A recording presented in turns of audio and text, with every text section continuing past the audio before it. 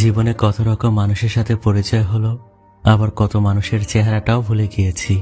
মানুষের চুপচাপ ধীরে ধীরে চোখের সামনে থেকে আড়াল হওয়া দেখে এখন আর অবাক লাগে না। যার সাথে আমার যতটুকু পথযাত্রা লেখা আছে, সে ততটুকু রাস্তাই আমার সাথে হাঁটবে।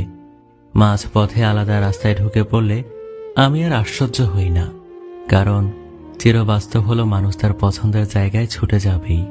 কে চলে গেল, কেন চলে গেল, এসব কারণ আর খোঁজা হয় না। আমার সাথে তার ততটুকুই পথ চলা ছিল, আমি এটাই বিশ্বাস করি, মেনে নেই।